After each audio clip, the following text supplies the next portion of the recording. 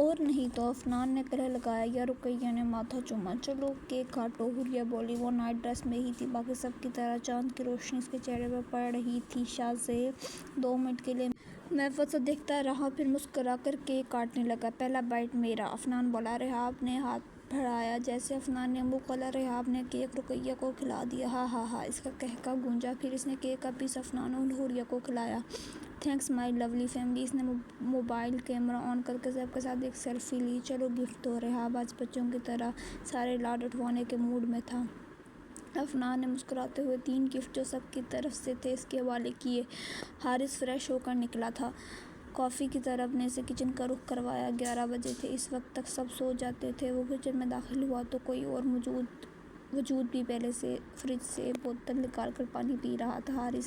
حارث نے گلا کھنگارا۔ آپ؟ حوریہ اچھلی۔ جی میں کیا میرے بغیر نیند نہیں آ رہی تھی؟ اس نے مسکراہٹ ضبط کی۔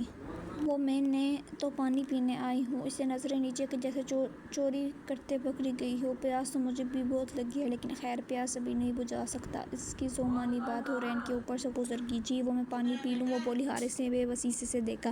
ہاں پی لو۔ اس نے رسا دیا۔ پانی پینے کے بعد وہ جانے لگی۔ حارث نے ہاتھ اس کی پشت کو سینے سے لگایا۔ ارے ایسے کیسے؟ میری پیاس بھی تو بجھنے دو، اس نے شرارت سے کہا۔ جب دل تمہارا اپنا ہو پر باتیں ساری اس کی ہوں، جب سانسیں تمہاری اپنی اور خوشبو آتی اس کی ہو، جب حد درجہ مصروف ہو تم، وہ یاد اچانک آئی تو، جب آنکھیں نیند سے بھوجن ہو تم پاس اسے ہی پاؤ تو، پھر خود کو دھوکے مت دینا اور اس سے جا کے کہہ دینا اے دل کو محبت ہے تم سے۔ حارث پلیز نا، وہ بولی۔ نکلنے کا راستہ بند تھا۔ اس کے چہرے پر لالی ہے۔ اجازت ہے، ذرا شادی ہونے دو، پورے سوٹ سمیت بدلے لوں گا۔ اس نے چھوڑا۔ وہ بات سنے بغیر ہی کچن سے ایسے بھاگ گئی جیسے جن دیکھ لیا ہو۔ حارث کا قہقہ گونجا۔ کلب کی لائٹ ہمیشہ کی طرح ڈانس فلور پر تھی۔ حارث کا غصہ سوانح سے پڑتا۔ اس نے سگریٹ کا کاش لگایا، دھواں ہوا میں چھوڑا۔ ٹینا بھی ساتھ بیٹھی محو گفتگو تھی۔ بٹی تو ٹھیک ہے نا؟ نومی نے پوچھا۔ فارس کی سرخ آنکھیں کچھ کہانی تو بتا رہی تھی مگر کیا؟ فارس نے سر ہلایا، محض تسلی دی۔ ابھی فارس تیسرا سگریٹ لگاتا کہ نومی کی آواز پر چونکا۔ یار وہ حوریہ بھابی ہے نا؟ پر ساتھ کون ہے؟ فارس کی نظر جیسے ہی اس پر پڑی، مٹھیاں بھیجی، دماغ کی رگیں تن ہوئی۔ ٹینا مسکرائی۔ وہ لگتا ہے حوریہ کا بوائے فرینڈ ہے۔ ٹینا نے مسالہ لگایا۔ فارس سے سگریٹ پھینکی، اپنی جگہ سے کھڑا ہوا۔ اس کی طرف بڑھا، اس کا دل چھوٹ کرنے کا تھا۔ وہ لوگوں کی گندی نظریں جو حوریہ کی طرف اٹھ رہی تھی بخوبی دیکھ سکتا تھا۔ اوپر سے شاہزیب کا بار بار اسے ٹچ کرنا غصہ دلا گیا۔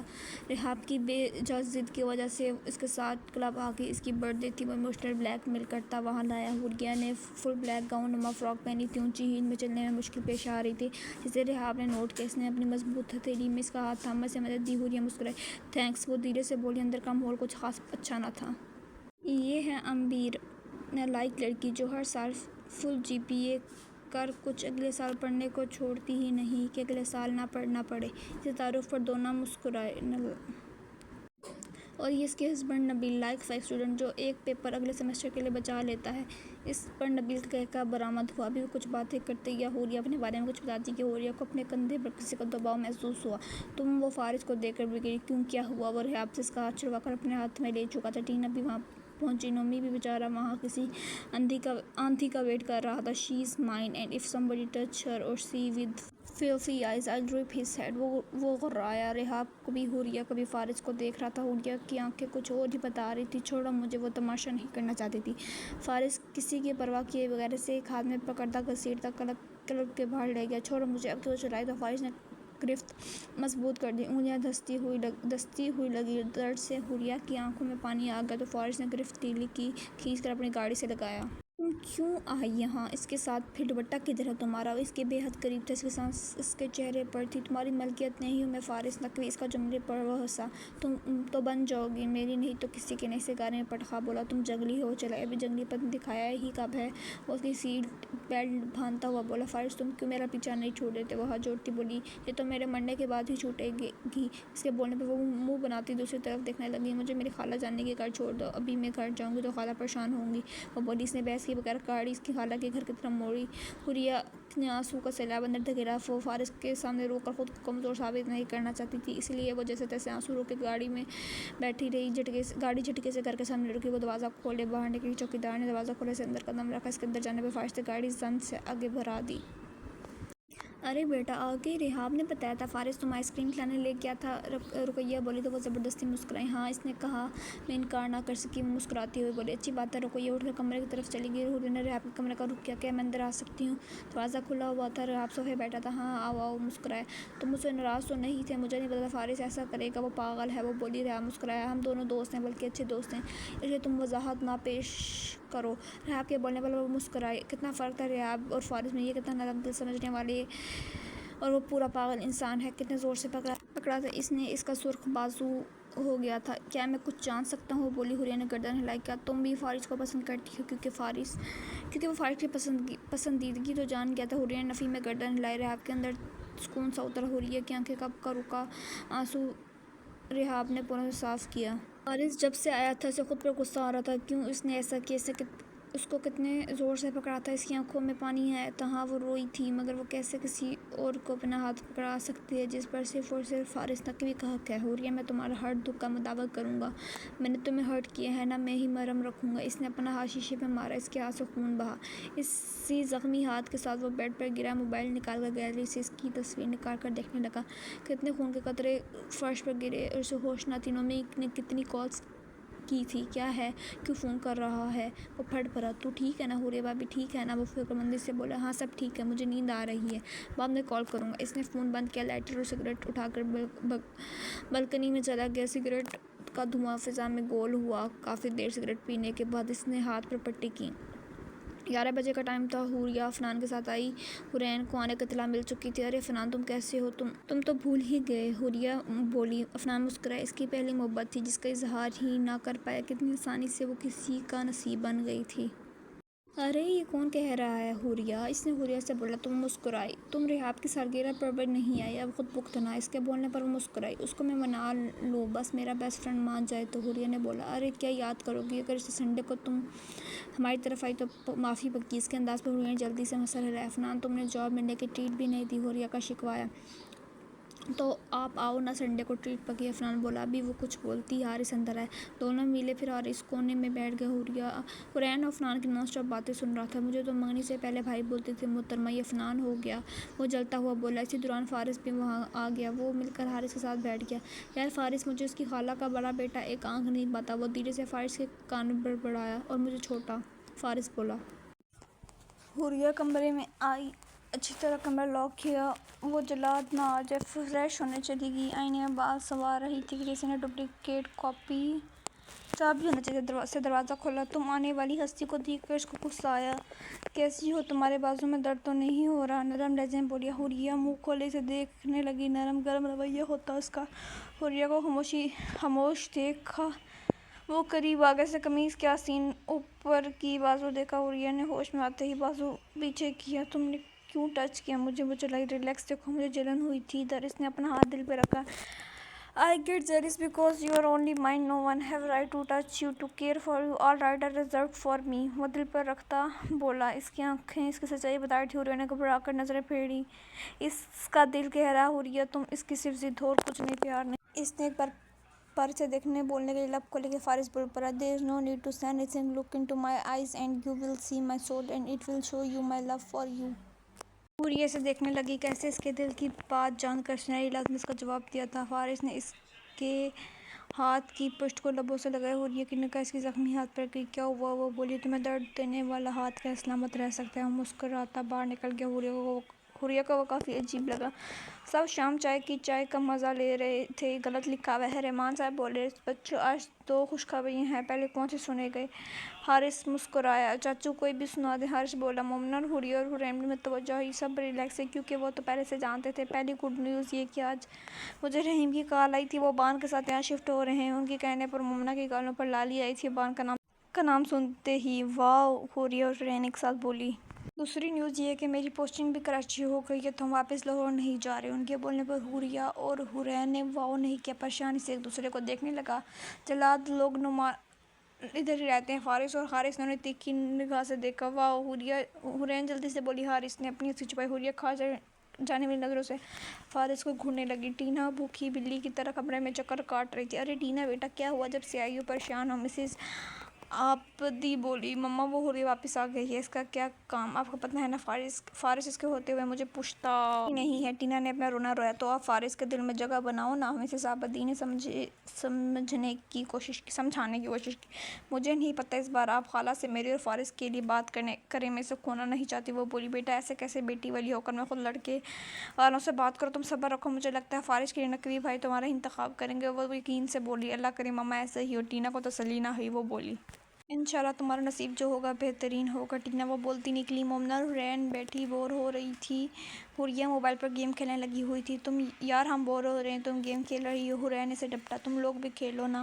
حوریہ نے ہوا میں بات اڑاتے ہوئے کہا چلو لوڈو کھیلتے ہیں۔ مومنہ نے مشورہ دیا ہم 3 ہیں، مجھے 4 بندوں ساتھ ہی مزہ آتا ہے۔ حورین بولی مسئلہ حل، اللہ دیتا آ جاؤ میدان میں، اللہ دیتا خوشی خوشی ہے۔ پہلی باری حورین کی تھی، 4 آئے۔ وہ منہ بنا کر حورین کی باری دینے لگی، اس کا 6 آئے۔ چیٹنگ حورین اور اللہ دیتا ساتھ بولے کوئی نہیں۔ حورین ماننے والی نہیں تھی۔ اللہ دیتا ہم بھی ایسے ہی چھیڑائیں گے۔ حوریہ خود جوش میں بولی۔ مومنہ مسکرائی ہاں بھابی ٹھیک ہے۔ وہ بھی روانی سے بولا کہ حورین اور مومنہ کہکانے لگے۔ حوریہ نے اسے کھا جانے والی نظروں سے دیکھا۔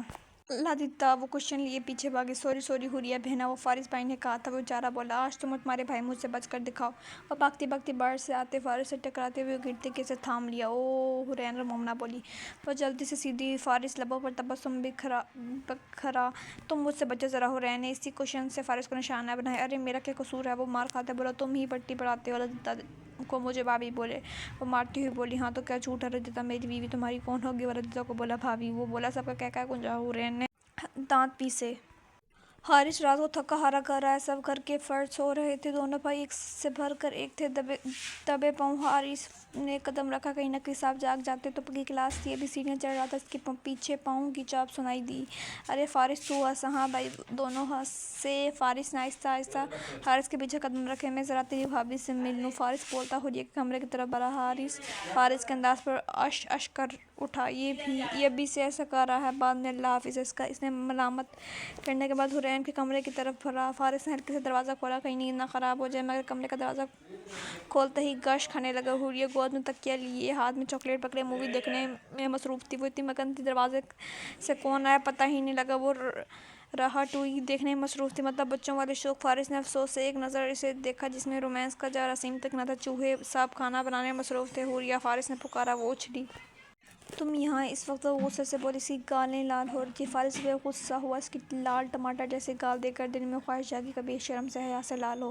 دیکھنے کا دل کر رہا تھا، دیکھنے آیا ہوں۔ وہ سینے پر ہاتھ باندھتے بولا، تمہارا کچھ کرنا پڑے گا۔ وہ دانت پیستی ہوئی بولی، بسم اللہ ضرور۔ وہ ہنستا ہوا بولا۔ حوریہ نے اپنے چاکلیٹ سے گندے ہاتھ اس کی سفید شرٹ پر لگا دیے۔ لو دیکھ لو۔ فاتحانہ مسکرائی۔ فارس نے اس کا ہاتھ پکڑ کر کھینچا، اس کی آنکھوں میں سنجیدگی تھی۔ حوریہ کے مسکراتے لب سکڑے، بہت خوبصورت۔ وہ کان کے قریب جھک بولا، کیا لکھا ہے؟ وہ منہ بناتی دور ہوئی۔ چھچورے دور ہو کر بات کرو، اسے دھکا دیا۔ پھر کچھ ایسا کیسے ہوتا تم میرا کچھ کرو گی، میں بھی تو کچھ کروں گا نا۔ وہ بولتے کمرے سے نکل گیا۔ اللہ کرے تم گٹر میں گرو۔ فارس میرا مووی کا مزہ خراب کر دیا۔ وہ بولتی دوبارہ مووی دیکھنے لگے۔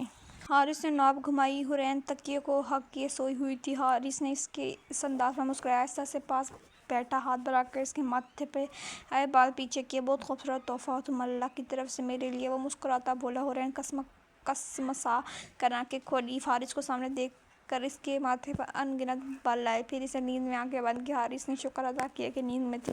حارث اب تم خوابوں میں بھی آتے ہو فوجی صاحب، آپ کی تو پیش جنگ محاذ پر چل سکتی ہے، میرے خواب میں نہیں۔ وہ بولی نیند میں تھی، حارث کو خواب میں قریب سمجھ رہی تھی۔ حارث کا منہ کھلا، اس نے کروٹ لی، ہلکا سا مسکرائی۔ بیگم ذرا آؤ میرے بیڈ روم میں، بتاتا ہوں کتنی توپ چیز ہوں۔ وہ بالوں پر ہاتھ پھیرتا باہر نکلا۔ رحمان نے اب مستقل یہاں شفٹ ہو گئے تھے۔ انہوں نے ایک بلاک چھوڑ کر ایک گھر لے لیا جس پر نقوی صاحب بہت غصہ ہوئے، لیکن رحمان صاحب نے اپنے طریقے سے انہیں منا لیا۔ چلو بچوں تیاری پکڑو۔ رحمان صاحب نے گھر سیٹ کروا دیا۔ مومنہ حوریہ اور حورین کے جانے کی وجہ سے اداس تھی، مگر حورین اور حوریہ کی خوشی ٹھکانا نہ تھا، خاص طور پر حوریہ کی۔ جی بابا۔ حوریہ بیگ لیے آئی۔ بیٹا تم فارس کی گاڑی میں آ جانا، میں تمہاری مما۔ حورین اس گاڑی میں جا رہے ہیں۔ وہ بولی پیچھے سامان ہونے کی وجہ سے جگہ باقی نہ تھی۔ حوریہ کا منہ ادھر رحمان صاحب جا چکے تھے۔ مسز نقوی بیکاز یہ میرا بیٹا بہت تنگ کرتا ہے کیا؟ مسز نقوی بولی۔ جی بتائیے، مسز نے کوئی لحاظ کے بغیر بولی۔ مسز نقوی مسکرایا۔ حارث بھائی آپ مجھے چھوڑ آئیں۔ حارث سے کہا۔ حارث نے کوئی بات نہ کی، وہ کافی مزے لے رہا تھا۔ بیٹا مجھے دیر ہو رہی ہے۔ نہیں تو چھوڑا تھا۔ حارث نے ہریجنٹی دکھائی۔ اسی کی گفتگو ختم تک حارث کافی پی کر کپ رکھ چکا تھا۔ چلیں، اسے مسکراہٹ ضبط کی۔ چلو، وہ پارک کھاتی بولی۔ حارث نے گاڑی میں بیٹھتے ہی گانا لگایا۔ تیرے سامنے آ جانے سے یہ دل میرا دھڑکا ہے۔ وہ مانی حیض کی طرف دیکھنے لگا۔ حوریہ اس سے دیکھنے سے گریز کرتی ادھر ادھر دیکھ رہی تھی۔ اس کا گنگنانا بھی چل رہا تھا۔ اس کی انگلیاں اسٹیئرنگ پر بجا رہا تھا۔ ابھی گانے کے ایک اور بول بولے جاتے حوریہ نے گانا بند کیا۔ حارث مسکرایا۔ کمرہ اندھیرے میں ڈوبا ہوا تھا۔ پردے آگے کیے ہوئے تھے۔ رحمان صاحب کو توقع تھی ان کا شہزادہ سویا ہوگا۔ ان کی وائف کی ڈیتھ کے بعد ان کا واحد اثاثہ تھا۔ انہوں نے پردے ہٹائے۔ ابا، انہوں نے آواز لگائی۔ جی ڈیڈ، وہ انگڑائی لیتا بولا۔ گڈ مارننگ، انہوں نے ابا کی پیشانی چومی۔ My sweet dad, same to you, وہ بولا۔ آج تم آفس نہیں جا رہے؟ واصف کو میں نے سارا کام سمجھا دی ہے، تم تیاری کرو، پاکستان کی ٹکٹ ہے۔ میں اپنی بہو کو بہت یاد کر رہا ہوں، انہوں نے شرارت سے کہا۔ ابا کا 5 سال پہلے ہی مومنہ سے نکاح ہوا تھا۔